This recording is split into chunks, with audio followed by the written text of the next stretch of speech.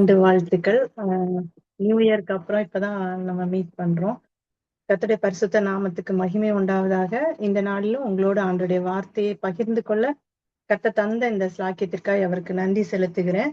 இந்த நாளில நம்ம தியானிக்க போகிற வசனம், கர்த்தர் என் இருளை வெளிச்சமாக்குவார். சங்கீதம் 18ஆம் அதிகாரம் 28ஆம் வசனம் வாசிக்கலாம். சங்கீதம் 18:28.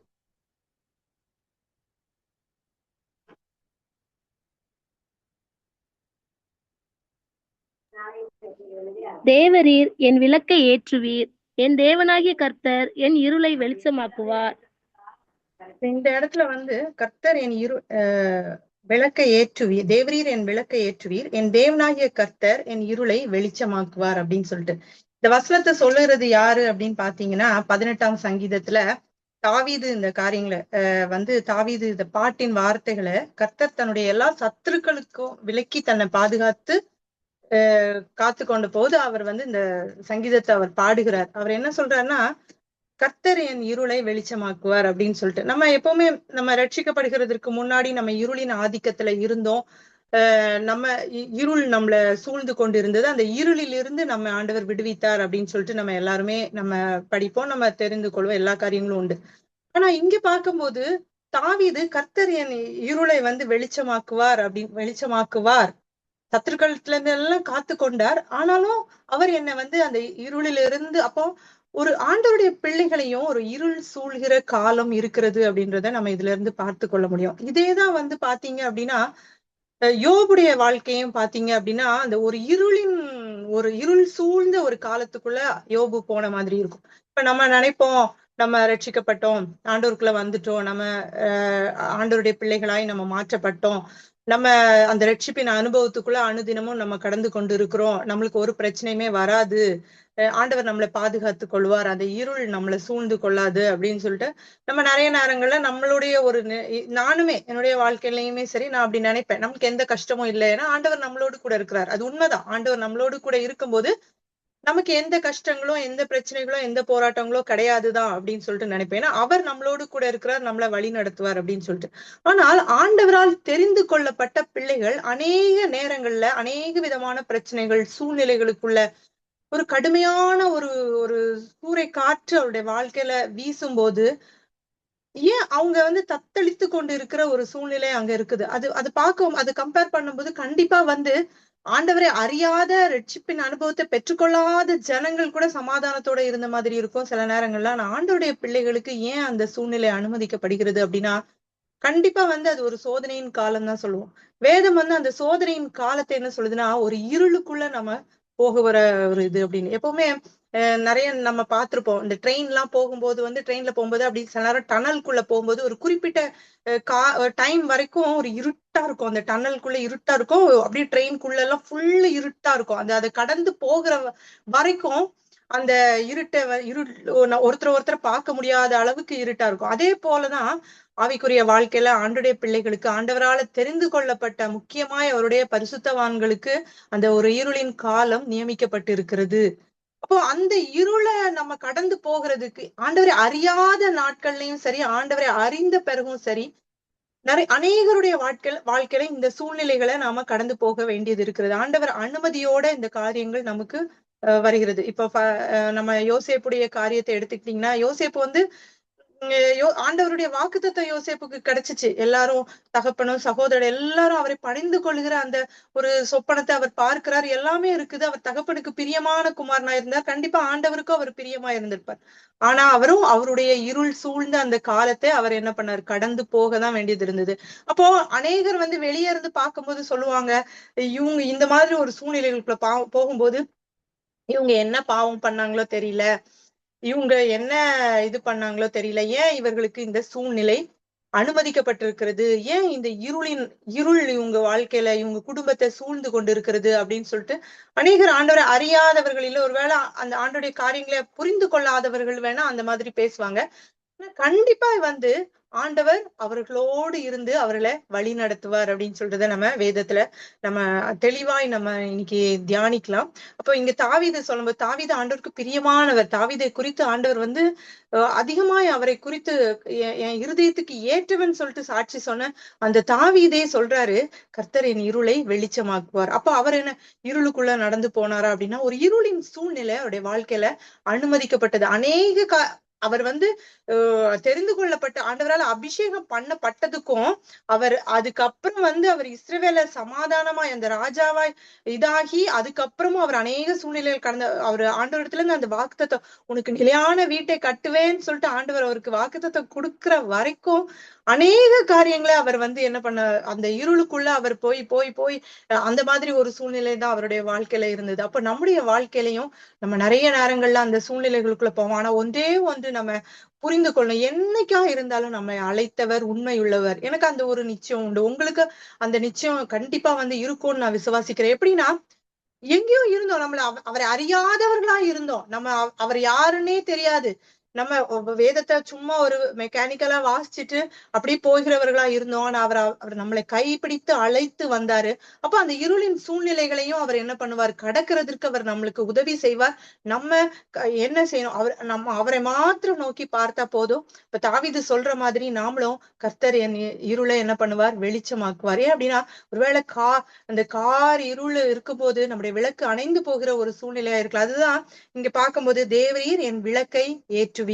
ஏன் அப்படின்னா அந்த விளக்கு ஒரு ஒரு ஒரு ஒரு மோசமான புயல் அடிக்கும் போதோ ஒரு காற்று அடிக்கும் போதோ நம்ம ஒரு விளக்கு வெளிச்சத்தை நம்ம சார்ந்து இருப்போம். அந்த விளக்கே அணைந்து போகிற ஒரு சூழ்நிலை நம்முடைய வாழ்க்கையில வரும்போது கர்த்தர் என் விளக்கை ஏற்றுவாரு, அவர் என் இருளை வெளிச்சமாக்குவார் அப்படின்னு சொல்லிட்டு சொல்லுகிற காரியம். இதே மாதிரிதான் நான் யோசேப்ப சொன்ன மாதிரி யோபுடைய காரியத்திலையும் யோபு வந்து அந்த இருளான சூழ்நிலை. அப்போ அவரு பார்க்கணும் யோபு வந்து எப்படிப்பட்டவரா இருந்தார், உத்தமனும் சன்மார்க்கனும் தேவனுக்கு பிரியமாய் இருக்கிறவரா இருந்தார். யோபுவை குறித்து ஆண்டவரே ஒரு சாட்சி கொடுக்கிற காரியம். ஆனா யோபுடைய வாழ்க்கையில அவர் எப்படி இருளில போனார் அப்படின்னு சொல்லிட்டு பார்க்கலாம். யோபு 11ஆம் அதிகாரம் 17ஆம் வசனம் வாசிக்கலாம். யோபு 11:17. அப்பொழுது உம்முடைய ஆயுசு காலம் பட்ட பகலை பார்க்கிலும் பிரகாசமாயிருக்கும், இருள் அடைந்த நீர் விடியற் காலத்தை போல் இருப்பீர். இப்போ இங்க யோபுவை பத்தி சொல்லும் போது அங்க யோபு 11ஆம் அதிகாரம் ஸ்டார்டிங்ல நீங்க பாத்தீங்க அப்படின்னா யோபுவை பத்தி அந்த நாகமாத்தியான் ஆகிய சோப்பார் பிரதியுத்திரமாக அப்படி சொல்லிட்டு அநேக காரியங்களை பத்தி அவர் சொல்லிக்கிட்டே வரும்போது அவர் சொல்றாரு, இருள் அடைந்த நீர் விடியற் காலத்தை போல் இருப்பீர் அப்படின்னு சொல்லிட்டு யோபுக்கு ஒரு நம்பிக்கை ஆறுதலான வார்த்தைகளே அங்க சொல்லுகிற ஒரு காரியமா இருக்கிறது. அப்போ இருள் அடைந்த நீர், அப்ப நம்ம நினைப்போம் யோபு வந்து வழி விலகி போனாரா, யோபு வந்து தப்பு பண்ணினாரா அப்படின்னு பார்த்தா கண்டிப்பா இல்ல. நமக்கு எல்லாம் யோபுடைய சரித்திரம் தெரியும், அப்படிதானே? யோபுடைய மனைவி கூட நீர் தேவனை தூசித்து ஜீவனை விடும் அப்படின்னு சொல்லும் போது கர்த்தரிடத்துல நன்மையை பெற்றுக்கொண்டனா தீமையும் பெற்றுக்கொள்றதுக்கு நான் இது இது இது அவர் கொடுக்கும்போது நான் அவரை வந்து மறுதளிக்க கூடாது அப்படின்னு அவர் அங்க உறுதியாய் நிற்கிற ஒரு காரியம். அப்ப அங்க நம்ம பார்க்கும்போது அப்ப இருள் அடைந்த நீர் அப்படின்னு சொல்லிட்டு அவரை குறித்து சொல்கிறது. அப்போ எல்லாருடைய எனக்கு இந்த இந்த வசனங்கள் வந்து அநேக நாட்களா நான் அது எப்பொழுதுமே எனக்கு ஒரு அந்த வெளிச்சத்தை குறித்து நாம படிப்போம். ஆண்டவர் வெளிச்சமா இருக்கிறார், அவருக்குள்ள நாம இருக்கும்போது அவருடைய வார்த்தையை விசுவாசிக்கும் போது அவர்களை நிலைத்திருக்கும் போது நம்ம வெளிச்சத்தின் பிள்ளைகளாய் நடந்து கொள்கிறோம். முற்காலத்துல நீங்க அந்தகாரமா இருந்தீங்க, இருளில இருந்தீங்க, ஆனா இப்பொழுது வெளிச்சத்தின் பிள்ளைகளா இருக்கீங்க, வெளிச்சத்துல நடந்து கொள்ளுங்கன்ட்டு வேதத்துல வசனங்களை வாசிக்கிறோம். அப்ப எனக்குள்ளேயும் ஒரு இது இருந்ததா, நம்ம ஆண்டவரை அறிந்து கொண்ட போது ஆண்டவரை ஏற்றுக்கொண்ட பிறகு நம்ம வந்து அந்த அந்த ஒரு இதுலயே நம்ம வழி நடத்தப்படுவோம் அப்படின்னு சொல்லிட்டு. அப்ப ஒவ்வொருத்தருக்கும் வேதத்துல சொல்லப்படுகிறது அநேக சோதனைகளை மனுஷனுக்கு வந்து நியமித்திருக்கிறது, ஆண்டவரே நியமித்திருக்கிறார். நம்முடைய வாழ்க்கையில சோதனையை சகிக்கிற மனுஷன் பாக்கியவன், அவன் உத்தமன் என்று விழுங்கின பின்புதான் கர்த்தர் தமிழத்துல வாக்குது. அப்போ எந்த விதத்துல நமக்கு சோதனை வரும், எப்படி ஒரு இருள் நம்முடைய வாழ்க்கையில அனுமதிக்கப்படும்னா யோபுடைய வாழ்க்கையில அது வித்தியாசமா இருந்தது. அவனுடைய குமாரத்திகள் அவனை விட்டு எடுத்துக்கொள்ளப்பட்டாங்க, அவனுடைய ஆஸ்திகள் எல்லாம் பிடுங்கப்பட்டது, அவனுடைய சரீரத்தின் மேல அந்த ஒரு காரியங்கள் அவனுக்கு அனுமதிக்கப்பட்டது.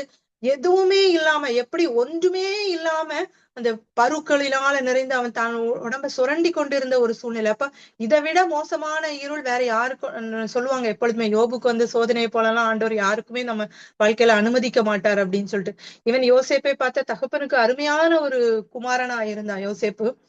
அப்போ அவன் நினைச்சிருக்கலாம் அந்த குழிக்குள்ள போடப்பட்ட ஒரு காரியம், அப்போ அவன் சிறைச்சாலைக்குள்ள போன காரியம், அவன் மேல ஒரு அவதூறு போன காரியம், கண்டிப்பா அவன் செய்யாத குற்றங்களுக்காக அவங்க எல்லாம் இருளுக்குள்ள போனாங்க. அப்ப ஆண்டவருடைய பிள்ளைகளாகிய நம்மளுக்கு எப்படியான இருள் அனுமதிக்கப்படுகிறதுனா நம்மளுக்குமே தெரியாது. நம்முடைய வாழ்க்கையில நம்ம நான் என்னுடைய அனுபவத்துல நான் சொல்றேன், நம்ம நிறைய நேரங்கள்ல சில காரியங்களை குறித்து நான் இந்த காரியத்துல தெளிவா இருப்பேன், நான் இந்த காரியத்துல ஒரு நாளும் சறுக்க மாட்டேன் அப்படின்னு நம்ம எந்த காரியத்துல ஸ்டப்பானா ஸ்ட்ராங்கா இந்த விஷயத்துல யாரும் என்ன அடிக்க முடியாது, என்ன வீழ்த்த முடியாதுன்னு நம்ம நினைக்கிறோமோ அந்த காரியத்துலதான் நம்ம என்ன பண்ணுவோம், இது பண்ணப்படுவோம். அந்த சோதனை வந்து அந்த விஷயத்துலதான் நமக்கு வரும். அப்போ நம்ம குழம்பி சோர்ந்து போய் இந்த மாதிரி காரியங்கள் வரும்போது நம்ம ஏன் ஆண்டவரே எனக்கு இது அனுமதித்தீர், இல்ல இந்த காரியத்துல நான் என்ன பண்ணணும், போராடி ஜெபித்து நம்ம சோர்ந்து போய் அதுல மற்றவர்களும் நம்மள சோர்வுக்குள்ள ஆக்கி ஏன் இது நடக்குது, உனக்கு மட்டும் ஏன் இது நடக்குது, ஏன் மத்தவங்க எல்லாம் நல்லா தானே இருக்காங்க, ஆண்டவரை தேடுகிற உனக்கு ஏன் இப்படி இருக்குது, அப்படிலாம் நிறைய காரியங்களை நம்ம மேல திணித்து அப்படிலாம் நம்மள சூழ்நிலைகளுக்குள்ள கொண்டு வரும்போது ஒன்றை மாத்திரம் நினைத்துக்கோங்க, உங்களை அழைத்தவர் உண்மையுள்ளவர், அவர் உங்களை சீர்படுத்தி ஸ்திரப்படுத்தி நிலை நிறுத்துவார். அதான் வந்து நம்ம ஆண்டவர் வந்து எப்படி நம்மள தேற்றி ஆற்றி வழி நடத்துகிறாருன்றது அது அந்த உணர்வுல நம்ம அவரை அறிந்து கொண்டா மாத்திரம்தான் அது புரிய முடியும். ஒன்னே ஒண்ணு மட்டும் சொல்றேன், எந்த சூழ்நிலையில நீங்க கடக்கலாம், வியாதியா இருக்கலாம், குடும்பத்துல பலவிதம் உங்களுடைய சாட்சியை நீங்க இழந்து போகிற ஒரு சூழ்நிலையா இருக்கலாம். ஆனா கர்த்தர் ஒரு நாளும் நம்மள என்ன பண்ண மாட்டார், அவர் உண்மை உள்ளவர். அவர் வாக்குத்தத்தம், ஒருவேளை நம்ம அந்த வாக்குத்தத்தத்துல உண்மை இல்லாதவர்களா இருக்கலாம், நம்முடைய சூழ்நிலைகளின் நிமித்தம் நாம ஒருவேளை அவரை மறுதலித்து கூட பேசுகிற காரியங்களா இருக்கலாம். ஆண்டவர் என்ன செய்றாரு, அவர் உயிரோட இருக்கிறாரா இல்லையா இந்த மாதிரி இருக்கலாம். ஆனா அவர் ஒரு நாளும் தன்னுடைய வார்த்தையை மாற்றுகிற தேவன் அல்ல. நம்முடைய கரத்தை அவர் பிடிச்சிட்டாருன்னா அந்த டனலுக்குள்ள அந்த இருளுக்குள்ள நம்ம கடந்து போகும்போது கூட நம்ம நினைப்போம் நான் தனிமையில விடப்பட்டிருக்கிறேன் அப்படின்னு நினைப்போம். நம்ம நினைச்சு பாருங்க, யோசேப்புக்கு வந்து எப்படி இருந்திருக்கும், தகப்பன் எல்லாவற்றையும் விட்டு பிரிக்கப்பட்டு, முதல்ல தாயிடத்துல இருந்து பிரிக்கப்பட்டார், அடுத்தது தகப்பன், அடுத்தது சகோதரர்கள் தூக்கி சொந்த சகோதரர்களே அவருக்கு விரோதமா, அதுக்கப்புறம் போய் ஒரு ஒரு எஜமான் கிடைச்சாரு, ஒரு நல்ல வாழ்க்கை கிடைக்க போகுதுன்னு நினைக்கிற இடத்துல அந்த இடத்துல ஒரு மோசமான ஒரு சூழ்நிலைகளுக்குள்ள போய் ஒரு சிறைச்சாலையில இருக்கிற ஒரு நேரம். ஆனா நம்மளுக்கு இன்னைக்கு வேதத்தை வாசிக்கும் போது நமக்கு தெரியும் யோசேப்போடு கூட யார் இருந்தா, கர்த்தர் இருந்தார், கர்த்தர் இருந்து காரியங்களை செய்தார் அப்படின்னு சொல்லிட்டு. அப்ப யோபுடைய காரியங்களும் யோபுக்கு ஒருவேளை தெரியாது, யோபு குறித்து அவருடைய ஃப்ரெண்ட்ஸ் கூட நிறைய காரியங்கள் ரொம்ப அதிக பிரசங்கி மாதிரி பண்ற அது நிறைய காரியங்களை பேசுகிற ஒரு காரியம். ஆனா யோபுவை குறித்து யாருக்கு தெரியும், கர்த்தருக்கு தெரியும். யோபுடைய சூழ்நிலைகள் கர்த்தருக்கு தெரியும். யோபுவோடு கூட யார் இருந்தா, கர்த்தர் இருந்தார். அது நம்ம அத வேதத்தை வாசிக்கும் போது நம்மளுக்கு அதை புரிந்து கொள்ள முடியுது. ஆனா நம்முடைய வாழ்க்கையில நம்முடைய இருளான சூழ்நிலைகளில கர்த்தர் நம்மளோடு கூட இருக்கிறார் என்பதை நம்மளுக்கு எத்தனை பேருக்கு உணர்ந்து கொள்ள முடியும். ஒரு நாளும் நான் உன்னை விட்டு விலகுவதும் இல்லை, உன்னை கைவிடுவதும் இல்லை என்று சொல்லுகிறார் தேவனாய் இருக்கிறார். அப்போ நம்ம அவர் கைவிடாமல் காத்து வழி நடத்துகிறதற்கு நம்ம என்ன பண்ணணும், நம்ம அவரோடு கூட அந்த இருக்கிற ஐக்கியத்தை ஒரு நாள் விட்டு விடக்கூடாது. எந்த சூழ்நிலை வந்தாலும் உங்களுக்கு ஜெபமே பண்ண முடியல, முழங்காலே போட முடியல, ஆண்டவரே ஸ்தோத்திரம், நீர் என்ன நடத்தும், நீர் என்ன நடத்தும், வேதம் வாசிக்க முடியல, அந்த சூழ்நிலை அவ்வளவு மோசமா இருக்குது, ஆண்டவரே ஸ்தோத்திரம், எந்த நேரத்திலும் எந்த ஜெபத்தோடு கூட விண்ணப்பத்தினாலும் ஸ்தோத்திரத்தினாலும் உங்களுடைய பிரச்சனை எல்லாம் தேவனுக்கு தெரியப்படுத்துங்கள்னு அப்ப சொல்றாரு. அப்போ நிறைய நேரங்கள்ல எல்லாருமே அந்த சூழ்நிலையை நம்ம கடந்து போவோம். நானா நிறைய நேரங்கள்ல உண்மையா சொல்றேன், ஜெபிக்க முடியவே இல்லாத சூழ்நிலைகள்லாம் வரும்போது வெறும் ஸ்தோத்திரம், எப்ப பார்த்தாலும் ஸ்தோத்திரம் ஆண்டவரே, ஸ்தோத்திரம் அப்பா, ஸ்தோத்திரம் ஆண்டவரே, ஸ்தோத்திரம் அப்பா, அது போதும். ஆண்டவருக்கு தெரியும் நம்முடைய இருதயம், நம்ம இது இப்படி இருக்கு ஏசப்பா, இது அப்படி இருக்கு ஏசப்பா, இதுல நான் என்ன பண்ணணும் ஏசப்பா, அதெல்லாம் ஒன்றுமே நம்ம சொல்றதுக்கு இல்ல. நான் அநேக நேரங்கள்ல நான் அந்த மாதிரி ஒரு சூழ்நிலைகளுக்குள்ள ரொம்ப திக்கட்டு தவித்து என்ன செய்வேன் அப்படின்னு நினைக்கிற நேரத்துல எனக்கு இந்த வசனம் ரொம்ப ஒரு ஆறுதலா இருக்கும். மீகா 7ஆம் அதிகாரம் 8ஆம் வசனம் வாசிக்கலாம். மீகா 7ஆம் அதிகாரம் 8ஆம் வசனம்.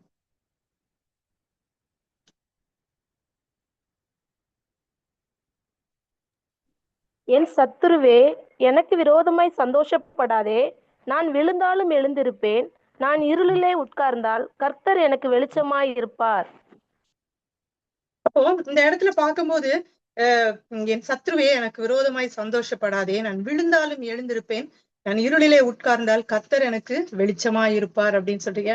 அநேக நேரங்கள்ல எனக்கு தெரியும் நம்முடைய சூழ்நிலைகள் ரொம்ப மோசமா, நம்ம ஏன் இந்த மாதிரி இருக்கிறோம், ஏன் இந்த மாதிரி நம்ம ஆண்டவர் நம்ம கூட இருக்கிறாரு அப்படின்னு சொல்லிட்டு நமக்கு எல்லாம் இருந்தாலுமே அந்த சூழ்நிலைகள் நம்மள என்ன பண்ணும்னா, அவ்வளவுதான் என் வாழ்க்கையே அவ்வளவுதான் இருண்டு போச்சு, நீ வாழ்க்கையில வெளிச்சமே இல்லை அப்படின்ற ஒரு சூழ்நிலை வரும்போது எனக்குள்ள எப்பொழுதுமே இந்த வசனம் வரும், என் சத்ருவே எனக்கு விரோதமாய் சந்தோஷப்படாதே, நான் விழுந்தாலும் எழுந்திருப்பேன், என் கர்த்தர் என்னோடு கூட இருக்கிறார், நான் இருளில இருந்தால் கர்த்தர் எனக்கு வெளிச்சமாய் இருப்பார் அப்படின்னு சொல்லிட்டு அந்த வார்த்தை எப்பொழுதுமே எனக்கு அது தோணும். அதே மாதிரி சொல்லுவாங்க, தன்னை நிற்கிறேன் என்று சொல்லுகிறவன் விழுந்து விடாதபடிக்கு எச்சரிக்கையா இருங்க அப்படின்னு சொல்லுவாங்க.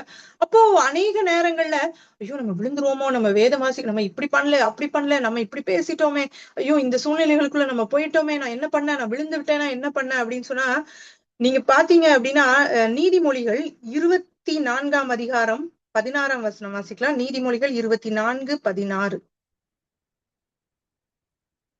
நீதிமான் 7 தரம் விழுந்தாலும் திரும்பவும் எழுந்திருப்பான், துன்மார்க்கரோ தீங்கிலே இடருண்டு கிடப்பார்கள். அப்ப இங்க பார்க்கும்போது நீதிமான் 7 தரம் விழுந்தான், அதுக்காக உடனே தெரிஞ்சுக்கிட்டே நான் விழுந்துட்டேன், ஆண்டவர் என்ன காப்பாற்றுவார் அந்த மாதிரி கிடையாது. சூழ்நிலைகள் நம்மள அந்த மாதிரி ஒரு இதுக்குள்ள போகும்போது நம்ம நம்ம ஆண்டவரோட அந்த ஐக்கியத்தை இது இப்போ யோபுக்கு வந்த சோதனை என்னது, அவன் உத்தமனா இருந்தான், ஆண்டவருக்கு பிரியமா இருந்தான், பொல்லாப்புக்கு விலகுகிறவனா இருந்தான். அப்போ அப்படிப்பட்டவனை இப்போ அந்த ஒரு எல்லா காரியத்தையும் அவனை விட்டு விலக்கும் போது கண்டிப்பா என்னதான் இருக்கும், ஆண்டவரை ஒரு விட்டு விலகுகிற ஒரு அனுபவம் தான் வரும். இல்ல ஆண்டவரை தூஷிக்கிற ஒரு காரியம், இல்லைன்னா மற்றவர்கள் ஏன் இப்படி உனக்கு ஆண்டவர் பண்ணாரு, கர்த்தர் உனக்கு ஏன் இப்படி பண்ணாரு அப்படி சொல்லி சொல்லி சொல்லி அவர்களை ஆண்டவருடைய ஐக்கியத்திலிருந்து ஒரு விலக்குகிற ஒரு காரியத்துல இருக்கும். ஏதாவது ஒரு சூழ்நிலை நம்ம நினைத்தே பார்க்க முடியும். நம்ம எல்லாத்துலயும் நான் அதான் நினைப்பேன், ஐயோ யாரையும் ஹர்ட் பண்ணக்கூடாது, பேசும்போது ஆண்டவருக்கு விரோதம், ஏன்னா வார்த்தைகளினால நம்ம பாவம் செய்யக்கூடாது. அது முன்னாடி எல்லாம் வந்து சண்டைக்கு போவேன், யாராச்சும் ஏதாவது ஒண்ணு சொன்னா ஐயோ சண்டை போட்டுடு. இப்பெல்லாம் வந்து ரொம்ப ஜாக்கிரதையா என்ன பண்றதுன்னா, நம்ம தப்பே பண்ணலைனாலும் நம்ம அங்க எக்ஸ்பிளைன் பண்ண போனோம்னா வாக்குவாதத்துல நம்ம என்ன பண்ணுவோம், வார்த்தைகளை விட்டுருவோம், அது வந்து அவர்களை வருத்தப்படுத்தும்.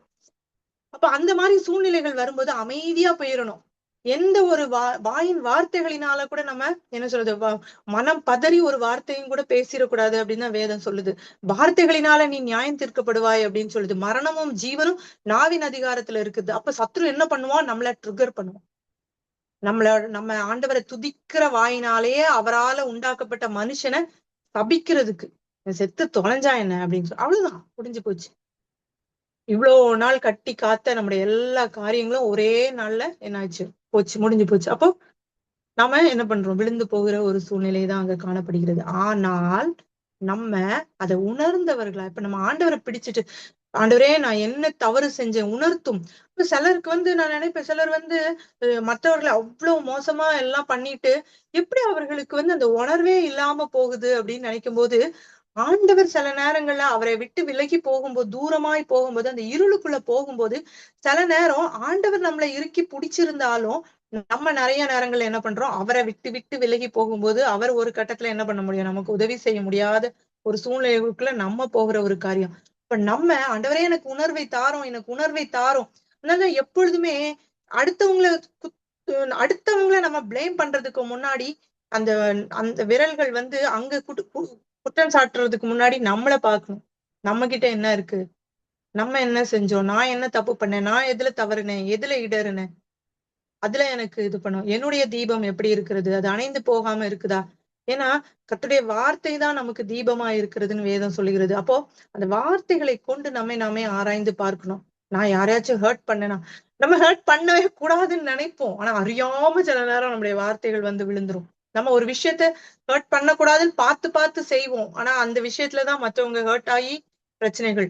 அப்போ அந்த மாதிரி ஒரு சூழ்நிலைகள், அந்த மாதிரி நம்ம இடறி போகிற சூழ்நிலை வரும்போது, இல்ல சத்ரு நம்மளை விழ வைக்கிறதுக்கு போராடுகிற முக்கியமா ஆண்டவருடைய பிள்ளைகள், ஆண்டவருக்குள்ள அதிகமா ஆவிக்குரிய வாழ்க்கையில ஆண்டவருக்குன்னு வைராக்கியமா எழும்புகிற ஜனங்கள் அந்த ஒரு விஷயத்துல ஜாக்கிரதையா இருக்கணும். எப்பொழுதுமே சொல்லிடணும், சத்ருவே நீ எனக்கு விரோதமா இது பண்ணாத, நான் இருளில இருந்தாலும் கர்த்தர் எனக்கு வெளிச்சமா இருப்பார் அப்படின்னு சொல்லிட்டு நம்ம பார்க்கும்போது இன்னும் யோபு அந்த சொன்னல யோபுடைய காரியம், யோபு 22ஆம் அதிகாரம் 11ஆம் வசனம் வாசிக்கலாம்.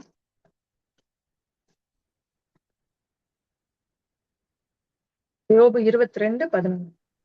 நீர் பார்க்க கூடாதபடிக்கு இருள் வந்தது, ஜலப்பிரவாகம் உம்மை மூடுகிறது. அப்போ இங்க பார்க்கும்போது நீர் பார்க்க கூடாதபடிக்கு, அப்ப அந்த இருள் எப்படி இருக்குது அப்படின்னா பார்க்க கூடாதபடிக்கு. அப்போ இருள் இருக்கு, கண்டிப்பா இந்த இருளுக்குள்ள போகும்போது நம்மளால என்ன பண்ண முடியாது, பார்க்க முடியாத அநேக காரியங்களை நம்ம அறிந்து கொள்ள முடியாத ஒரு சூழ்நிலை. நான் இதை வந்து இந்த காரியங்கள் எல்லாம் எதுக்கு சொல்றேன், யாரை குறித்து சொல்கிறேன்னா, ஆண்டவரை அறியாத ஜனங்களுக்கு இல்ல, ரட்சிக்கப்பட்டு ஆண்டவரை இறுக்கி பிடித்து கொண்டு ஆவிக்குரிய வாழ்க்கையில நடந்து கொண்டு இருக்கிற ஜனங்களுக்கு தான் நான் இந்த காரியங்களை சொல்லுகிறேன். ஏசாயா 42ஆம் அதிகாரம் 16ஆம் வசனம் வாசிக்கலாம். ஏசாயா 42:16.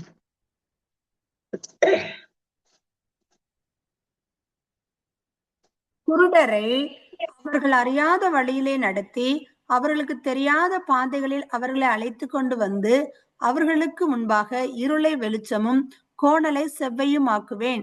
இந்த காரியங்களை நான் அவர்களுக்கு செய்து அவர்களை கைவிடாதிருப்பேன். ஆமென். அப்ப இங்க குருடர்னு சொல்லும் போது யாரு இங்க குறிக்குது? யோபு சொல்லும் போது பார்க்க கூடாதபடிக்கு அங்க கண்கள் என்ன ஆயிருக்கு, இருள் வந்துருச்சு. அப்போ அங்க அவரு குருட்டுத்தனம் வந்துருச்சு. அப்ப நம்ம குருடு அப்படின்னோட ஆவிக்குரிய குருட்டாட்டம் அவங்களுக்குள்ள வந்துருச்சு அப்படின்னு சொல்லுவோம். அப்போ ஒரு இருளுக்குள்ள அவங்க இருளின் சூழ்நிலைகளுக்குள்ள அவங்க போகும்போது அநேக நேரங்கள்ல அவங்களுடைய பார்வை என்ன பண்ணுது, மறைக்கப்படுகிறது. குருடாயிடுறோம், நம்ம கண்கள் அடைக்கப்பட்டுறது, நிறைய காரியங்களை நம்ம பார்க்க முடியல. எனவே நம்முடைய ஆவிக்குரிய கண்கள் மூடப்பட்ட சூழ்நிலை கூட வரலாம். அப்போ அந்த மாதிரி இருக்கும்போது நம்முடைய ஆண்டவர் அந்த அந்த சோதனையை கொடுக்கும் போதும் கூட தப்பி போகிற வழியையும் நான் அதுல ஏற்படுத்தி கொடுக்குறேன் அப்படின்னு சொல்றாரு. சோதனையோடு கூட அதுக்கு தப்பித்து கொள்ளும் போக்கையும் அவர் வந்து அங்க என்ன பண்ணுகிறார், அவர் தராரு அப்படின்னு சொல்லிட்டு. அதை விட நம்ம மிஞ்சி நம்மளுக்கு எவ்வளவு நமக்கு இது வருமோ அதை தாண்டி அவர் ஒரு நாளும் சோதிக்கிறவர் அல்ல அப்படின்னு சொல்லிட்டு அவர் அங்க சொல்லுகிற ஒரு காரியம். சோதனையோடு கூட தப்பித்துக் கொள்கிற வழியையும் அவர் நமக்கு ஏற்படுத்தி தருகிற தேவனா இருக்கிறார். நம்மளை அழைத்திருக்கிறாரு, நம்மளை கையை பிடிச்சிருக்கு. ஒருவேளை நம்முடைய சிநேகிதர்களா இருக்கலாம், நம்முடைய குடும்பத்தாரா இருக்கலாம், நம்முடைய சகோதரர்களோ, நம்முடைய தாய் தகப்பனோ நம்ம கையை பிடிச்சிட்டு நம்மளை கூட்டிட்டு போறேன்னு சொல்லிட்டு அவங்க வழி நடத்திட்டு போவாங்க. ஆனா பாதியில நம்மளை விட்டுட்டு போகிற ஒரு காரியமா இருக்கலாம். என்னன்னைக்குமாய் அவர்கள் நம்மளோடு கூட வர்றது கிடையாது, நம்மளை வழி நடத்துகிறது கிடையாது. நிறைய நேரங்கள்ல எனக்கு இந்த வழி தெரியும், நான் உங்களை கூட்டிட்டு போறேன் அப்படின்னு சொல்லிட்டு நம்மளை கூட்டிட்டு போவாங்க. ஆனா என்ன பண்ணிடுவாங்க, நம்மள பாதியில விட்டுட்டு போகிற ஒரு காரியம். அப்போ நம்மள ஆண்டவர் மாத்திரம்தான், நம்ம அங்க பார்வை மறைக்கப்பட்டது. அந்த இருள் வந்தோன்னா நம்முடைய பார்வையை என்ன பண்ணிடுறது, மறைக்கப்பட்டுறது, நம்மளால பார்க்க முடியல. இப்ப இங்க ஆண்டவர் என்ன சொல்கிறார், குருடரை அவர்கள் அறியாத வழியிலே நடத்தி அவர்களுக்கு தெரியாத பாதைகளில் அவர்களை அழைத்து கொண்டு வந்து அவர்களுக்கு முன்பாக இருளை வெளிச்சமும் கோணலை செவ்வையும் ஆக்குவேன். இந்த காரியங்களை நான் அவர்களுக்கு செய்து அவர்களை கைவிடாதிருப்பேன் அப்படின்னு சொல்றாரு. அப்போ அந்த அந்த குருட்டாட்டம் நமக்குள்ள வந்தாலும் ஆண்டவர் என்ன பண்ணுகிறார், நம்மளை வந்து கைவிடாதபடிக்கு. ஒரு ஆவிக்குரிய குருட்டாட்டம் இருக்கலாம், ஏதோ ஒரு சூழ்நிலை, இல்லைன்னா ஆண்டவரால அனுமதிக்கப்பட்ட ஒரு ஒரு இதுக்குள்ள சூழ்நிலைகளுக்குள்ள நம்ம போய்கொண்டு இருக்கலாம். அப்ப அந்த சூழ்நிலைகளை ஆண்டவர் அனுமதி இல்லாம நம்முடைய வாழ்க்கையில, அதை எப்பொழுதுமே ஆண்டவருடைய பிள்ளைகள் ஒன்று புரிந்து கொள்ள வேண்டும். ஆண்டவருடைய அனுமதி இல்லாம நம்மள அதான் சொல்றாங்க, அவருடைய சித்தம் இல்லாம நம்முடைய வாழ்க்கையில நம்முடைய தலையில இருந்து ஒரு மயிர் கூட கீழே விழாது. அதுல நம்ம உறுதியா இருக்கணும். அவர் நம்மளுடைய வாழ்க்கையில அவர் செயல்படாவிட்டால் அவர் நம்முடைய வாழ்க்கையில நம்ம ஒன்றுமே இல்லை. அப்போ இருளுக்குள்ள நம்ம போய்கொண்டு இருந்தாலும் அவர் நம்மளை என்ன பண்றார், அவர் நம்மளை வழி நடத்துகிறார்.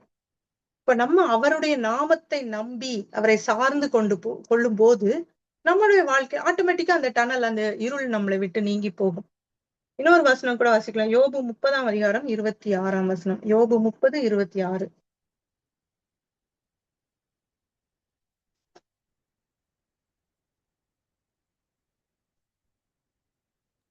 நன்மைக்கு காத்திருந்த எனக்கு தீமை வந்தது, வெளிச்சத்தை வர பார்த்து கொண்டிருந்த எனக்கு இருள் வந்தது.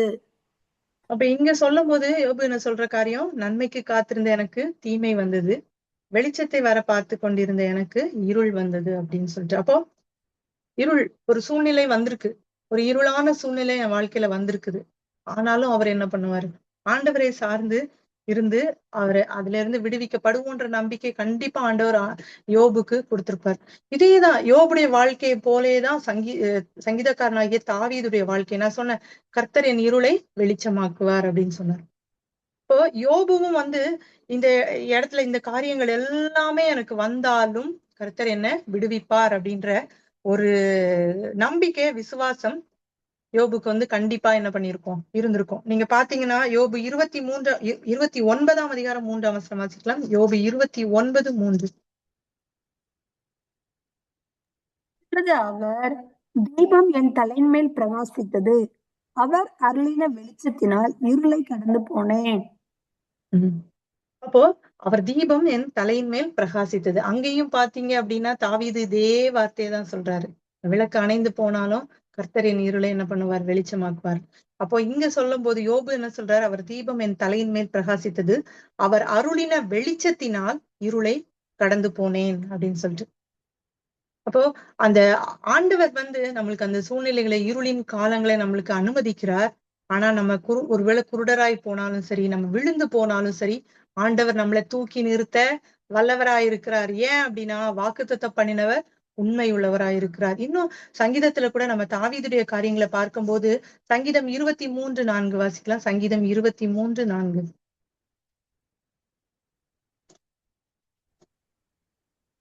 நான் மரண இருளின் பள்ளத்தாக்கிலே நடந்தாலும் பொல்லாப்புக்கு பயப்படேன். தேவரீர் என்னோடே கூட இருக்கிறீர், உமது கோலும் உமது தடியும் என்னை தேற்றும். அப்போ இங்க தாவீது சொல்லும் போது, நான் மரண இருளின் பள்ளத்தாக்கிலே நடந்தாலும் பொல்லாப்புக்கு பயப்படேன், தேவரீர் என்னோடு கூட இருக்கிறீர், உமது கோலும் உமது தடியும் என்னை தேற்றும். அவருடைய கோல், அவருடைய தடி அப்படின்றது என்னதுன்னா அவருடைய வார்த்தைகள் தான்.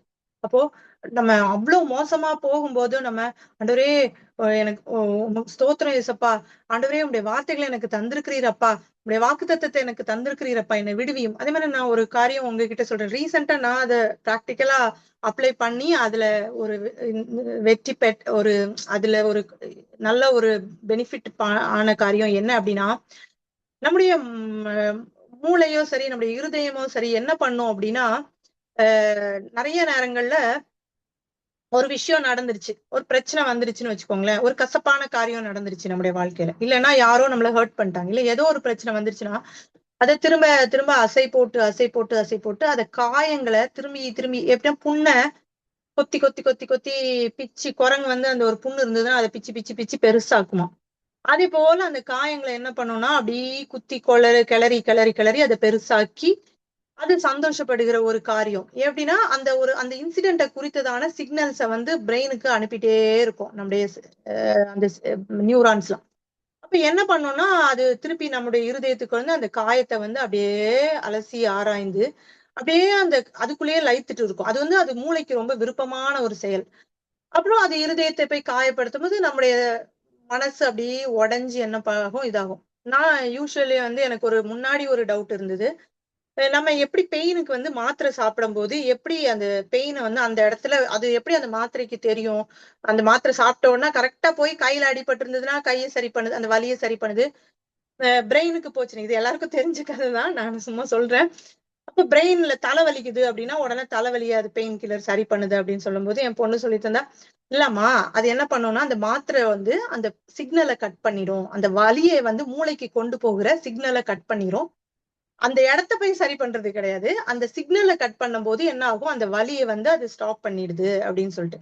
அப்பதான் நான் அதை ரியலைஸ் பண்ணேன், நம்ம வந்து ஒரு பிரச்சனைய அப்படியே ஆராய்ஞ்சி அதுல அலசி அதை நம்ம வலி அந்த காயங்களை கொண்டு போகிற அந்த இதை வந்து நம்ம கட் பண்ணிட்டோம்னா அது மூளைக்கு எடுத்துட்டு போகல அப்படின்னா அந்த சிக்னலை நமக்கு அது வலிக்காதது தானே அப்படின்னு சொல்லிட்டு யோசிச்சுட்டு, அதே மாதிரி சில பிரச்சனைகளோ இல்லைன்னா பலவீனங்களோ வரும்போது அதே மாதிரி வலியும் அப்படிதான். இல்லைன்னா ஏதாச்சும் ஒண்ணு நீங்க அது பண்ணி பாருங்க, அதை விட்டுட்டு டிஸ்ட்ராக்ட் பண்ணிட்டு, அதனாலதான் சொல்லுவாங்க டிஸ்ட்ராக்ட் பண்ணிட்டு வேற காரியங்களை நீங்க சிந்திக்கவோ வேற காரியங்களை செய்யவோ போயிடணும் அப்படின்ட்டு.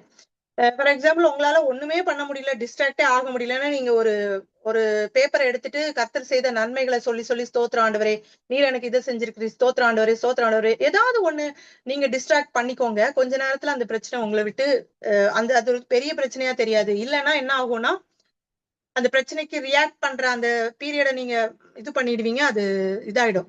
இல்ல அப்படின்னாலும் சோர்ந்து போகிற அந்த சூழ்நிலைகள் எல்லாம் கடந்து போயிட்டு நல்ல டீப் பிரெத் எடுத்து எடுத்து எடுத்து விட்டீங்கன்னா, அதான் சொல்லுவாங்க, அந்த பிரச்சனைய உடனே நீங்க வந்து ரியாக்ட் பண்ணக்கூடாது, ரெஸ்பாண்ட் தான் பண்ணணும் அப்படின்ட்டு. அதுக்கு இடையில ஒரு ஷார்ட் டைம் இருக்கலாம். அந்த டைம்ல நீங்க அமைதியா இருந்துட்டா போதும். பிரச்சனை நம்ம போய் வாய் பேசுற காரியங்களும் தடுக்கப்பட்டுரும். நம்மளை காயப்படுத்தி நம்மளை கஷ்டப்படுத்தி அநேக வியாதிகள் எப்படி வருதுன்னா, அந்த சூழ்நிலைகளின் நிமித்தம் நம்ம கஷ்டத்தையும் போராட்டத்தையும் பிரச்சனைகளையும் டிப்ரெஷன் மன அழுத்தத்திற்குள்ள போகும்போது என்னது அது நம்மள உடம்ப வந்து ஸ்பாயில் பண்ணுகிற ஒரு காரியம். நம்ம உடம்புக்குள்ள கெமிக்கல் ரியாக்ஷன் எப்படி நம்ம ஒரு ஒரு சோப்பு வாட்டரோ ஏதோ இருந்தா அதுக்குள்ள லேசா ஒரு பிஞ்ச் ஆஃப் மஞ்சள் போட்டா உடனே அது ரெட் கலர்ல ஒரு மாதிரி ஆகுற மாதிரி நம்ம உடம்புல நார்மலா போயிட்டு இருக்கிற உடம்புல நிறைய கெமிக்கல் ரியாக்ஷன் ஆகும்போது என்ன ஆகும், பாடியில டாக்ஸின் நிறைய டாக்ஸின் வந்து அக்யூமுலேட் ஆகும். அப்புறம் அந்த டாக்ஸின் தான் வந்து கட்டியாவோ வேற வேற விதமாவோ அது வெளியேறுகிற காரியம். அப்ப நம்ம அது வராம இருக்கிறதுக்கான சூழ்நிலைகளை நம்ம என்ன பண்ணோம், ஆண்டவர் நமக்கு வழிய சொல்லிட்டாரு, வார்த்தை தீபமா இருக்கிறதுன்ட்டாரு. அந்த தீபம் வந்துச்சுன்னா எந்த இருள் இருந்தாலும் இதாயிடும். இன்னொன்னு அவர் நம்ம குருடரை அறியாத பாதையில நடத்திட்டு போவேன்னு அவர் சொல்லிட்டாரு. அதுக்கு மேல நம்ம ஏன் பயப்படுறோம்னு தெரியல. ஆனாலும் சில நேரங்கள்ல நமக்கு இப்ப எனக்குமே வந்து ஒருவேளை அந்த ஏஜ் ஃபேக்டரா என்னன்னு தெரியல, அநேக நேரங்கள்ல ரொம்ப டவுன் ஆகி ரொம்ப ஒரு மாதிரி ஆகுனா எனக்கு டிப்ரெஷனா இருக்குது அப்படின்னு அந்த வார்த்தையை சொல்லுவேன். அப்புறம் நானும் அதை ரியலைஸ் பண்ணேன். ஐயோ நான் அதை சொல்ல சொல்ல சொல்ல திரும்ப திரும்ப திரும்ப எப்படின்னா கண்ணெல்லாம் படப்படான்னு டயர்டா இருக்கிற மாதிரி இருக்கும், வீக்கா இருக்கிற மாதிரி இருக்கும், எந்த ஒரு விஷயத்தையும் கான்சென்ட்ரேட் பண்ண முடியாது. யாராவது ஏதாவது ஒண்ணு சொல்லிட்டு அப்ப சின்ன விஷயம்னாலும் அது கோவம் வரும். அந்த மாதிரி இருக்கும்போது ஓகே இது ஏஜ் ஃபேக்டர், ஹார்மோன் அப்புறம் மனசுக்குள்ள நினைச்சேன், என்ன ஹார்மோன் இம்பேலன்ஸ், ஆண்டவர் நமக்குள்ள இருக்கிறாரு, நம்ம ஏன் இந்த சூழ்நிலைகளை கடந்து ஓவர் கம் பண்ணி எதுனாலும் அது பிடிக்கும் ஓவர் கம் பண்ணி வெளியே வந்துடணும். ஏதாவது ஒரு பிரச்சனை வந்ததுன்னா அதை ஓவர் கம் பண்ணி வெளியே வந்துடணும் அப்படின்னு சொல்லிட்டு, ஆண்டவர் தானே நம்மளை உண்டாக்குனாரு, அவர் தானே எல்லா காரியங்களுக்கும் தான் வழிய வச்சிருக்கிறாரு அப்படின்னு சொல்லிட்டு அப்புறம் இதே கதை தான். அந்த சிக்னலை கட் பண்ணணும். என்ன பண்ணணும், மூளைக்கு கொடுக்க கூடாது, ஃபீட் பண்ணக்கூடாது, உடனே கட் பண்ணு, அடுத்த காரியத்துக்கு டைவர்ட் பண்ணு, ஆண்டவர் செய்த நன்மைகளை எழுது, ஏதாச்சும் ஒண்ணு பண்ணு, அது மறந்துடுது. ரியலி அது பிராக்டிக்கலா நான் அந்த அனுபவத்தை உங்களுக்குள்ள சொல்றேன். அப்போ தாவீது சொல்ற மாதிரி மரண இருளின் பள்ளத்தாக்குல நடந்தாலும் பொல்லாப்புக்கு பயப்படேன், தேவரீர் என்னோடு கூட இருக்கிறீர், உமது கோலும் உமது தடியும் என்னை தேட்டும். அந்த ஒரு சூழ்நிலைய எப்படி நம்ம ஆண்டோடைய வார்த்தையினால எப்படி நம்ம கடந்து போகணும் அப்படின்னா, வலிய வேதனைய வலி தாங்க முடியாத வலியா இருந்தாலும் நீங்க சொல்லுங்க, தேவனால கூடாத காரியம் ஒன்றும் இல்ல, குமாரன் உங்களை விடுதலை ஆக்கினால் மெய்யாகவே விடுதலை ஆவீர்கள், அதுக்கு மேல அவர் கையில விட்டுருங்க, அவர் உங்களை பார்த்துக் கொள்வார். சோ அது மாதிரிதான் சங்கீதம் 139:11 வாசிக்கலாம். சங்கீதம் 139:11.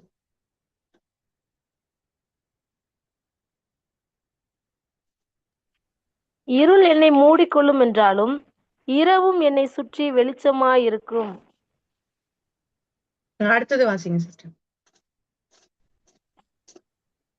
உமக்கு மறைவாக இருளும் அந்தகாரப்படுத்தாது, இரவும் பகலை போல வெளிச்சமாயிருக்கும். உமக்கு இருளும் வெளிச்சமும் சரி. ஆண்டவருக்கு வந்து எல்லாமே ஒண்ணுதான், அப்படிதானே? நம்ம எதுக்குள்ள போனாலும் சரி. நான் அதுதான் யோசிப்பேன், கடலின் ஆழம் எல்லாம் இன்னும் கணக்கிடவே படல, கடலுக்குள்ள எவ்வளவு ஆழம் இருக்கு, எவ்வளவு இருள் இருக்குன்னு ஒண்ணுமே தெரியாது. ஒரு சில இடங்கள்ல தான் கண்டுபிடிச்சிருக்காங்க இவ்வளவு ஹைட் ஆழம் இருக்குன்ட்டு, ஆழம் எல்லாம் தெரியாது. ஆனா அந்த ஆழங்களுக்குள்ள நடந்து போகிறவர் நம்முடைய ஆண்டவர் அப்படின்னா, அப்ப அவருக்கு இருளு, அவரே வெளிச்சமா இருக்கிறாரு, அவருக்கு இருள் என்ன வெளிச்சம் என்ன? அப்ப ஆண்டவருடைய பிள்ளைகளாகிய நாம ஒருவேளை தாவீது சொல்ற மாதிரி அந்த இருளுக்குள்ள நான் போனேன், இருள் என்னை மூடிக்கொள்ளும் என்றாலும் இரவும் என்னை சுற்றி வெளிச்சமா இருக்கும். ஒருவேளை சில நேரங்கள்ல நம்ம பார்ப்போம்ல, ராத்திரி நேரத்துல இருட்டா இருக்கும், நம்ம ஒரு இடத்துக்கு போவோம், வெளிச்சமே இருக்காது, ஆனா அந்த நிலா வெளிச்சம் அப்படி பட்ட பகலை போல வெளிச்சமா இருக்கும். இதெல்லாம் யாருக்கெல்லாம் இந்த அனுபவம் இருக்குதுன்னு எனக்கு தெரியல. நான்லாம் எங்க பாட்டி ஊர்ல நாகர்கோவில், அப்பெல்லாம் அங்கெல்லாம் ரொம்ப லைட் எல்லாம் ரொம்ப இதுவாதான் இருக்கும் சின்ன வயசுல. சில தோட்டம் எல்லாம் ராத்திரி சில நேரங்கள்ல சில பாதைகள் வழியா போகும்போது எந்த வெளிச்சமும் இருக்காது, ஆனா தாத்தா சொல்லுவாங்க அவ்வளோ இருட்டா இருக்கும் பாரு, ஆனா நம்ம முன்னாடி அந்த பாதையில அந்த நிலா வெளிச்சம் அவ்வளவு பிரகாசமா இருக்கும், டியூப் லைட் போட்ட மாதிரி இருக்கும். அது வழியா நம்ம பாரு அதை சொல்லி நமக்கு சொல்லி தருவாங்க அனுபவத்துல. அப்போ அந்த மாதிரிதான் எனக்கும் தோணும். ஒரு இருட்டான இடத்துக்குள்ள நம்ம நடந்து போகிறோம், கார் இருளில என் தீபம் அணைந்து போனாலும் என் நேசருடைய தீபம் எனக்கு என்ன பண்ணும், வழி காட்டும் அப்படின்ற ஒரு நம்பிக்கை நமக்குள்ள இருக்கணும். அப்போ அங்க பார்க்கும்போது எப்படிதான் இருந்தாலும் நான் வந்து எங்க போனாலும், நீங்க சங்கீதம் 139 திருப்பி வாசிச்சீங்கன்னா, ஆண்டவர் என்னை உருவாக்குனார், என் எலும்புகள் உருவாகுறதுக்கு முன்னரே அவர் என்னை உருவாக்குனார். அப்ப எப்படி நம்மள அங்கேயே பார்த்து பார்த்து நம்மள நடத்தினவரு எப்படி நம்மள இருளுக்குள்ள விடுவாரு? அப்படிதானே? அந்த இருளிலிருந்து நம்மள விடுவிக்கிற ஒரு காரியம். சங்கீதம் 112:4 கூட பாத்தீங்கன்னா, செம்மையானவர்களுக்கு இருளில வெளிச்சம் உதிக்கும் அப்படின்னு. அப்ப செம்மையான மனுஷனாதான் இருப்பாங்க, ஆனா ஒரு இருள் அவர்களை சூழ்ந்து கொள்ளும்போது, இருள் சூழும் காலம் வரும்போதும் அவர்களுக்கு என்னவோ கர்த்தரே அவர்களுக்கு வெளிச்சமா இருக்கிற ஒரு காரியம். இப்ப தாவீதுடைய வாழ்க்கைய பாத்தீங்க அப்படின்னா, ஒரு சில இன்சிடென்ட் சொல்றேன். எனக்கு ரொம்ப வருத்தமா இருக்கும். அப்சலோம் அவருக்கு விரோதமா எழும்பும் போது தாவீது ரொம்ப எல்லாவற்றையும் விட்டு அவர் ஓடி போய் அவர் அந்த மலைக்கு மேல நடந்து போகிற ஒரு காரியம். அப்போ அவரு முகத்தை மூடி வெறும் காலால் நடந்து அழுது போகிற ஒரு சூழ்நிலையை அங்க பார்க்க முடியும். 2 சாமுவேல் 15:30 வாசிக்கலாம். 2 சாமுவேல் 15:30.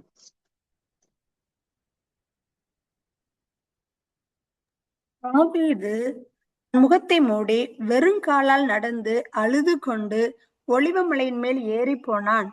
அவனோடு இருந்த சகல ஜனங்களும் முகத்தை மூடி அழுது கொண்டு ஏறினார்கள். அப்போ எப்படி ஒரு சூழ்நிலை பாருங்களேன் தாவீதுக்கு. தன் சொந்த குமாரனே அவருக்கு விரோதமாய் வருகிற ஒரு காரியம். அப்போ தன் முகத்தை மூடி ஒரு யூஸ்வலி ஜென்ஸ் எல்லாம் அழமாட்டாங்கன்னு சொல்லுவாங்க. அதுவும் தாவீது எப்படிப்பட்ட ஒரு ஆளையில ராஜா, அவர் எப்படி போறாரு, தன் முகத்தை மூடி வெறுங்காலால் நடந்து அழுது, ஒரு செருப்பு கிடையாது, அழுதுட்டு. அப்ப அந்த சூழ்நிலையை நீங்க மனசுக்குள்ள கொண்டு வந்து பார்க்கும்போது அது எப்படிப்பட்ட ஒரு சூழ்நிலை. ஒரு ஒரு ஒரு மலை மேல, ஒரு வனாந்திரம், ஒரு மலை மேல அவர் இதுக்கு மேல நடந்து போகிறார் தப்பித்து.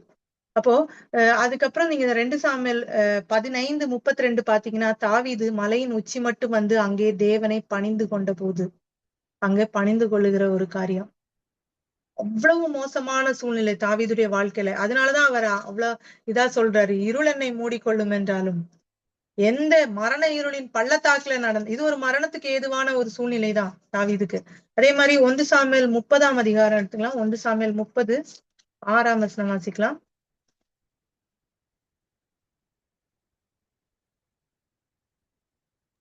தாவீது மிகவும் நெருக்கப்பட்டான். சகல ஜனங்களும் தங்கள் குமாரர் குமார்த்திகள் நிமித்தம் மன கிளேசமானதினால் அவனை கல்லெறிய வேண்டும் என்று சொல்லிக் கொண்டார்கள். தாவீது தன் தேவனாகி கர்த்தருக்குள்ளே தன்னை திடப்படுத்தி கொண்டான். அப்போ இங்க தாவீது மிகவும் நெருக்கப்பட்டான்னு இருக்குது. 1 சாமுவேல் 30:4 வாசிக்கலாம். அப்பொழுது தாவீதும் அவனோடு இருந்த ஜனங்களும் அழுகிறதற்கு தங்களில் பலன் இல்லாமல் போக மட்டும் சத்தமிட்டு அழுதார்கள். அப்ப எவ்வளவு ஒரு மோசமான சூழ்நிலை இல்ல தாவீதுடைய வாழ்க்கையில. அப்ப ஒருவேளை வெளியே இருந்தோ எல்லாம் சொல்லியிருப்பாங்க, மனைவியை எல்லாரையும் சிறைப்பிடித்து போயிட்டாங்க. அப்ப என்ன நினைச்சிருப்பாங்க, அவர் ஆண்டவருடைய பிள்ளைன்னா சொல்லியிருப்பாங்க எல்லாரும். என்ன பாவம் பண்ணானோ தெரியல, இவ்வளவு ஒரு மோசமான சூழ்நிலைகளுக்குள்ள போயிட்டு இருக்கான். அழுகிறதற்கு பலன் இல்லாமல் போக மட்டும் சத்தமிட்டு அழுதார்கள் அப்படின்னு சொல்லிட்டு. ஒருவேளை நம்முடைய சூழ்நிலை அப்படி இருக்கலாம். ஆனா இன்னொன்னும் சொல்றேன், ஒருவேளை அந்த மாதிரி சூழ்நிலைகள் ரொம்ப மோசமா வரும்போது நிறைய நேரம் நம்ம மற்றவங்கள்ட்ட பேசுறதை விட கதவை பூட்டிட்டு நல்லா போய் சத்தமிட்டு அழுதுருங்க. அழுது ஆண்டவரிடத்துல சொல்லிடுங்க. ஆண்டவரிடத்துல சொல்ல கூட முடியலைன்னா கூட பரவாயில்ல, ஆண்டவரிடத்துல சொல்லிடுங்க, எனக்கு முடியல ஆண்டவரே அப்படின்னு சொல்லிட்டு. அங்க நெருக்கப்பட்ட சூழ்நிலையில தாவீது அடுத்து என்ன பண்றாரு பாத்தீங்களா, தனக்கு தேவனாகிய கர்த்தருக்குள் தன்னை திடப்படுத்தி கொண்டான். சணல் நூல் ஏபோத்தை தரித்துட்டு ஆண்டோடைய சமூகத்துல போய் கேட்கிறார். அந்த காலத்துல ஆசாரியர்கள் தான் சணல் நூல் ஏபோத்தை தரிக்க முடியும். கர்த்தரிடத்துல நெருக்கமாய் போய் அவருடைய ஆலோசனையை பெற்று ஜனங்களுக்கு சொல்லுகிற ஒரு காரியம். ஆனா தாவீதுக்கு எல்லாமே எக்ஸெப்ஷன் தான். ஆண்டவர் ஒரு வித்தியாசமான ஒரு கிருபையை கொடுத்திருந்தார். அதான் தாவீதுக்கு அளித்த கிருபை அப்படின்றது ஒரு சாதாரண கிருபை இல்ல. இன்னைக்கு நம்மளில அநேகர் தாவீதுக்கு அளித்த கிருபைகளை, எனக்கு ஆண்டவர் கொடுத்த வாக்குத்தத்தம் அதுதான். நான் ரட்சிக்கப்பட்டு ஆண்டவருக்குள்ள வரும்போது எனக்கு அவர் தந்த வாக்குத்தத்தமே என்னன்னா, தாவீதுக்கு அளித்த கிருபைகளை நிச்சயமாய் நித்திய உடன்படிக்கையாய் உனக்கு தருவேன் அப்படின்னு சொல்லிட்டு. அப்ப சூழ்நிலைகள் எனக்கு விரோதமாய் வரும்போதெல்லாம் நான் ஆண்டவர் இடத்துல போய் இந்த வாக்குத்தத்தத்தை தான் சொல்லுவேன். ஆண்டவரே, தாவீதுக்கு அளித்த கிருபைகளை நிச்சயமாய் நித்திய உடன்படிக்கையை தருவேன் என்று சொல்லி இருக்கிறீரே, இந்த சூழ்நிலை என்ன மனமடிவாக்குதே, நான் நான் உண்மை விட்டு தூரம் போகிற மாதிரி ஒரு சூழ்நிலைகள்லாம் எனக்கு அனுமதிக்கப்படுகிறது. என்னுடைய வாழ்க்கையில இந்த வியாதி நிமித்தம், என்னுடைய சூழ்நிலைகள் நிமித்தம், என்னுடைய என்னுடைய பிரச்சனைகள் நிமித்தமும் நான் உண்மை விட்டு விலகி போய், இல்லைன்னா நான் எப்படியோ போகிற ஒரு சூழ்நிலை எல்லாம் வருதே ஏசப்பா அப்படின்னு சொல்லும் போதெல்லாம் ஆண்டவர் என்னோடு கூட பேசுகிற ஒரு காரியம், நான் உன்னை தெரிந்து கொண்டேன் அப்படின்னு சொல்லிட்டு.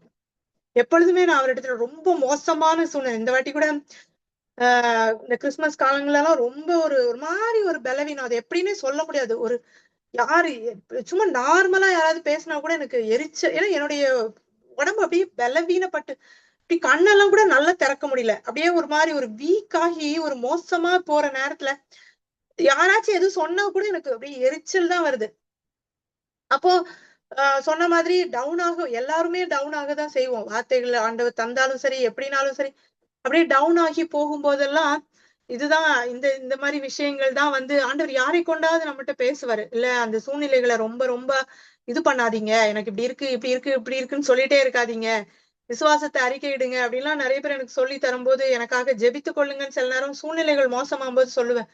சிலர்கிட்டலாம் எனக்காக ஜெபித்து கொள்ளுங்க, இந்த சூழ்நிலை எனக்கு இப்படி மோசமா போகுது அப்படின்ட்டு.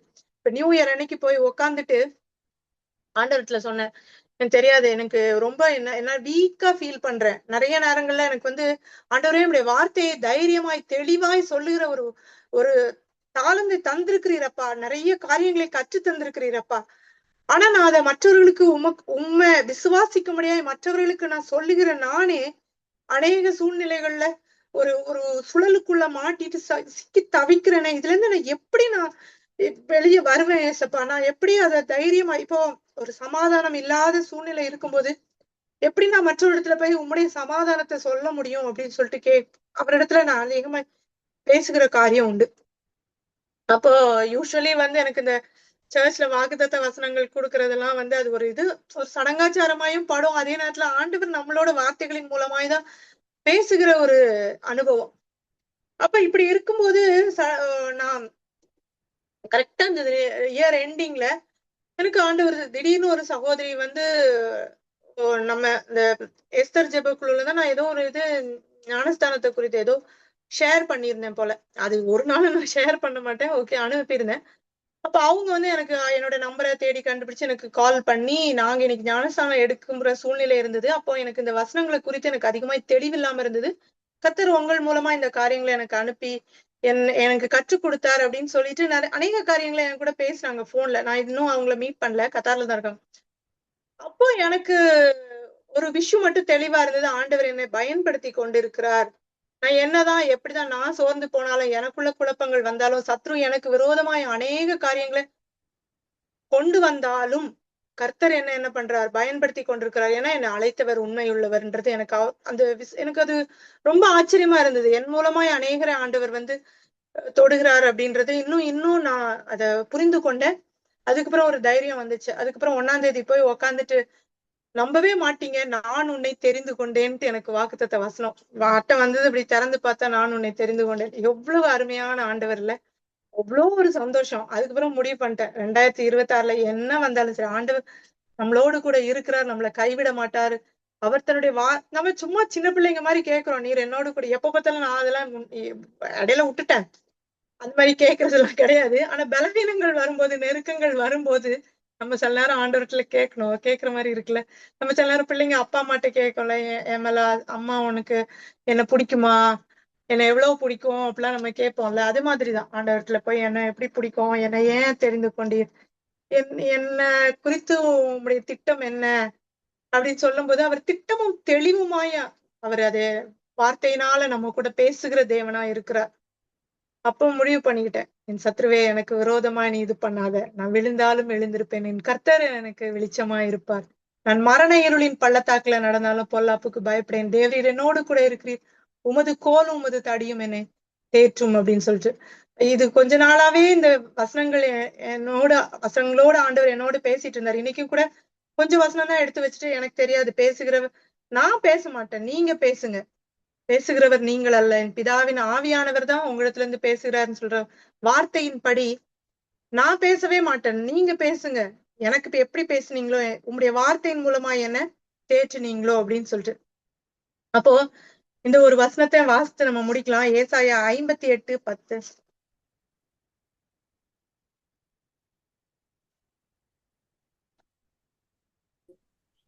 பசியுள்ளவனிடத்தில் உன் ஆத்துமாவை சாய்த்து சிறுமைப்பட்ட ஆத்துமாவை திருப்தியாக்கினால், அப்பொழுது இருளில் உன் வெளிச்சம் உதித்து உன் அந்தகாரம் மத்தியானத்தை போல் ஆகும். அப்போ பெரிய விஷயம் எல்லாம் கிடையாது. ஆண்டவர் என்ன சொல்றார், அவருக்குன்னு ஊழியம் செய்யும் போது, அவருடைய காரியத்தை செய்யும் போது ஒரு சாதாரண விஷயம் தான். எப்ப நம்முடைய இருளை அவரை வெளிச்சமாக்குகிறார் அப்படின்னா, நம்ம பசி உள்ளவனிடத்துல நம்ம ஒரு என்ன சொல்றது, நம்ம ஆண்டவருடைய நமக்கு சில காரியங்களை ரொம்ப ஈஸியா தான் அவர் நம்மளுக்கு என்ன பண்ணிருக்கிறாரு, தந்திருக்கிறார்.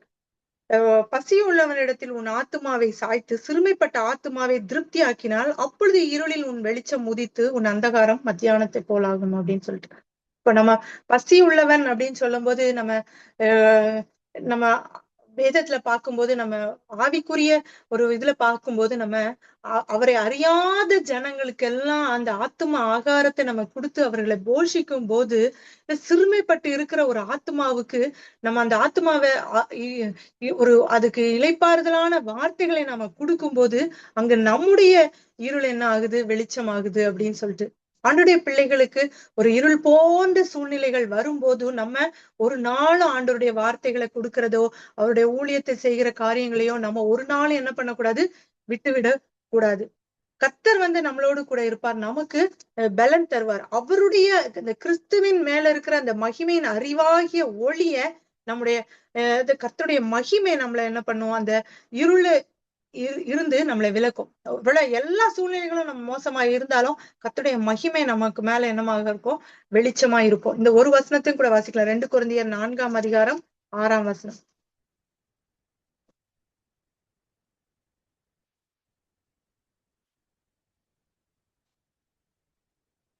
இருளில் இருந்து வெளிச்சம் பிரகாசிக்க சொன்ன தேவன் இயேசு கிறிஸ்துவின் முகத்தில் உள்ள தமது மகிமையின் அறிவாகிய ஒளியை தோன்ற பண்ணும் பொருட்டாக எங்கள் இருதயங்களிலே பிரகாசித்தார்.